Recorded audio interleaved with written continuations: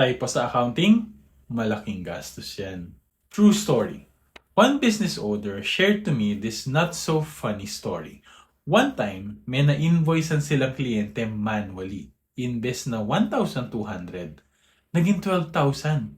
Sumobring zero. Siyempre, nagalit yung kliyente. Nagreklamo, nagtampo. Hindi na umorder ulit. Ang masakit, nabayaran na niya yung tax ng order kasi hindi agad nakita. Nawala na nga ng customer na overpayment pa sa tax. So ngayon, pwede mo pa bang sabihin sa akin na typo lang yan?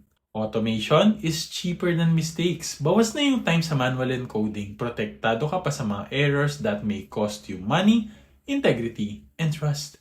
Kaya kung akala mo tipid ka sa manual encoding, think again.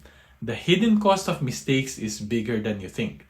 With automation, you're not just saving time. You're protecting relationships, avoiding penalties, and keeping your numbers trustworthy. This is the power of accounting automation, and if you're interested to know more, send us a message.